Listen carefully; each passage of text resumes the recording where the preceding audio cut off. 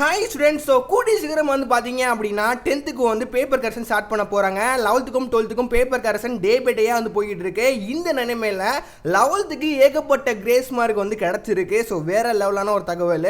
முக்கியமாக 10th வந்து grace mark வந்து அள்ளி தெளிக்க போகிறாங்கன்னு சொல்லிட்டு இப்போ தகவல் கிடச்சிருக்கு.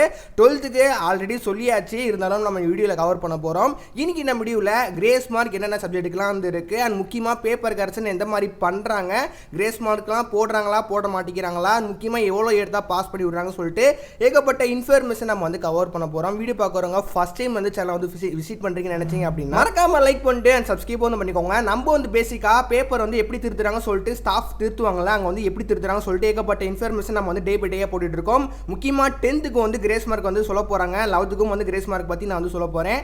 இந்த இன்ஃபர்மேஷன் தெரிஞ்சுக்க மறக்காமல் வந்து லைக் பண்ணிட்டு அண்ட் சப்ஸ்கிரைப் வந்து பண்ணிக்கோங்க.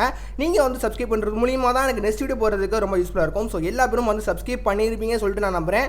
மறக்காம இப்போவே வந்து பண்ணிடுங்க. இப்போ நம்ம வந்து மெயின் டாபிக் வந்து வரலாம். 12th already paper correction day by day உங்களுக்கு வந்து போய்கிட்டு இருக்குமா. இந்த நிலைமையில் 11th 10th கூடி சீக்கிரம் வந்து பேப்பர் கரெக்ஷன் ஸ்டார்ட் பண்ண போகிறாங்க. வந்து கிரேஸ் மார்க்கை பற்றி நம்ம பார்க்க ஆரம்பிச்சிடலாம். நிறைய பேர் அதான் கேட்குறீங்க. 12th பொறுத்த வரைக்கும் மேத்ஸுக்கு மட்டும்தான் உங்களுக்கு கிரேஸ் மார்க் இருக்குது. மற்ற எந்த ஒரு சப்ஜெக்ட்டுக்கும் கிரேஸ் மார்க் கிடையாது. காமர்ஸ், அக்கௌண்ட்ஸ், எக்கனாமிக்ஸ் எந்த ஒரு கிரேஸ் மார்க்கும் 12th கிடையாது. 12th வந்து மேத்ஸுக்கு மட்டும் தான் கிரேஸ் மார்க் இருக்குது. 11th வந்து கிரேஸ் மார்க் இருக்கான்னு கேட்டிங்க அப்படின்னா உங்களுக்கு கிரேஸ் மார்க் இருக்குது. என்னென்ன சப்ஜெக்ட் அப்படின்னா கம்ப்யூட்டர் சயின்ஸ்க்கு இருக்குது, முக்கியமாக தமிழுக்கு வந்து இருக்குது, இப்போ கிடைச்ச இன்ஃபர்மேஷன் படி பயாலஜிக்கு இருக்குது, ஏகப்பட்ட சப்ஜெக்ட்டுக்கு வந்து உங்களுக்கு வந்து இருக்குது. அது வந்து என்னென்னு சொல்லிட்டு நான் டீட்டெயிலாக தனி வீடியோவில் நான் சொல்கிறேன். ஏன் அப்படின்னா இந்த வீடியோ நான் சொன்னேன் அப்படின்னா உங்களுக்கு வந்து கொலாப்ஸ் ஆயிரும். ஓகேவா. 11th பொறுத்த வரைக்கும் தமிழுக்கு கிரேஸ் மார்க் இருக்குது, கம்ப்யூட்டர் சயின்ஸ் கிரேஸ் மார்க் வந்து இருக்குது, முக்கியமாக வந்து பயாலஜிக்கும் வந்து உங்களுக்கு கிரேஸ் மார்க் இருக்குது, அண்ட் முக்கியமாக ஃபிசிக்ஸ்க்கும் வந்து உங்களுக்கு கிரேஸ் மார்க் வந்து இருக்குது. அதை பற்றி நான் ஃபுல் டீட்டெயிலாக வந்து உங்களுக்கு வந்து நெக்ஸ்ட் வீடியோவில் நான் சொல்கிறேன். 10th கிரேஸ் மார்க் இருக்கா சார்னு சொல்லிட்டு கேட்டிங்க அப்படின்னா 10th கிரேஸ் மார்க் அட்டாயமாக இருந்திருக்கு. பட் அஃபீஸ்லாம் வந்து உங்களுக்கு கிரேஸ் மார்க் இருக்குன்னு சொல்லிட்டு கவர்மெண்ட் சைட்லேருந்து எதுவுமே சொல்லலை. ஆனால் என்னைய பொறுத்த வரைக்கும் 10th கிரேஸ் மார்க் கொடுக்கறதுக்கு நிறைய பாசிபிலிட்டி இருந்திருக்கு. மேத்ஸ்க்கும் கொடுப்பாங்க அண்ட் சயின்ஸுக்கும் வந்து கொடுக்க அதிகபட்சமாக வந்து வாய்ப்புகள் உள்ளது.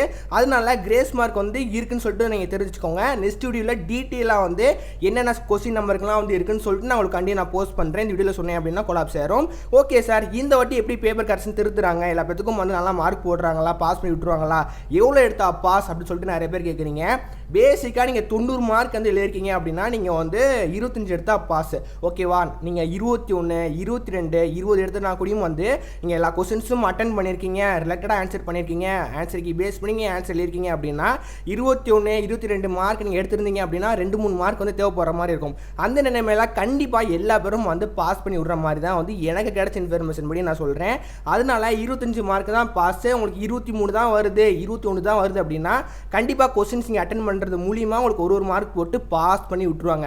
இந்த நிலைமையில் நிறைய பேர் வந்து கொஸ்டின் பேப்பர் எதுவுமே அட்டன் பண்ணாமல் இருப்பாங்க. சிம்பிளாக வந்து 2-3 கொஸ்டின் மட்டும் எழுதிட்டு அப்படியே வச்சுருவாங்க தெரியுமா. அவங்களுக்கு மட்டும்தான் வந்து கொஞ்சம் கேள்விக்குறி. மற்றபடி எல்லா கொஸ்டின்ஸும் அட்டன் பண்ணியிருந்தீங்க, ரிலேட்டடாக ஆன்சர் பண்ணி எழுதுறீங்க அப்படின்னா உங்களுக்கு கட்டாயமாக மார்க் வந்து வழங்கப்படும். அதில் எந்த ஒரு மாற்று கருத்தும் கிடையாது. 3 மார்க் 4 மார்க் தேவைப்படுற நிலைமையில் இருந்துச்சு அப்படின்னா கண்டிப்பாக உங்களுக்கு வந்து பாஸ் பண்ணி விட்டுருவாங்க. நீங்கள் ஃபார்முலா இருந்தாலே வந்து உங்களுக்கு வந்து கட்டாயமாக 1 மார்க் வந்து வழங்கப்படணும்னு சொல்லிட்டு கவர்மெண்ட் சைட்லேயே ஆல்ரெடி ஆர்டர் கொடுத்துட்டாங்க. அதனால் நீங்கள் ஃபார்முலா எழுத கூடியும் உங்களுக்கு வந்து மார்க் 1 மார்க் வந்து ஃபுல் மார்க் வந்து போட்டுருவாங்க. எனிவே நீங்கள் கொஸ்டின் பேப்பர் அட்டன் பண்ணியிருந்தா கூடியும் வந்து உங்களுக்கு கட்டாயமாக வந்து பாஸ் பண்ணி விட்டுருவாங்க.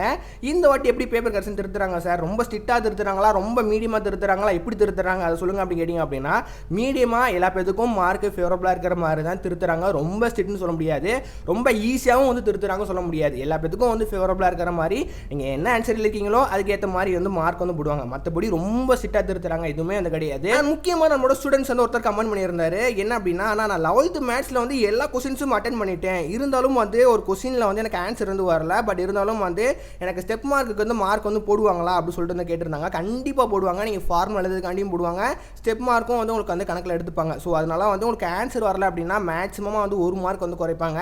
அதனால நீங்கள் வந்து கவலைப்படாதீங்க. இந்த மாதிரி உங்களுக்கு காமனாக கொஸ்டின்ஸ் வந்து இருக்குது அப்படின்னா தாராளமாக வந்து கமெண்ட்ஸில் கமெண்ட் பண்ணுங்கள். கண்டிப்பாக உங்களோட கொஸ்டின்ஸ்க்கு நான் ரிப்ளை வந்து பண்ணுறேம்மா. உங்களோட மைண்டில் இருக்கிறனால தான் கொஞ்சம் ப்ரெஷராக வந்து இருப்பீங்க. அதனால் வந்து மறக்காமல் வந்து கமெண்ட் கமெண்ட் பண்ணுங்க. என்னால் முடிஞ்ச அளவுக்கு எல்லா பேத்துக்கும் வந்து ரிப்ளை வந்து பண்ணுறேன். ஸோ ஓகேவா. அதனால வந்து மறக்காமல் வந்து கமெண்ட் பண்ண மறந்துடாதீங்க. அண்ட் முக்கியமாக கிரேஸ் மார்க் இன்ஃபர்மேஷன் தெரிஞ்சுக்க மறக்காமல் லைக் பண்ணிட்டு அண்ட் முக்கியமாக சப்ஸ்கிரைபும் வந்து பண்ணிக்கோங்க.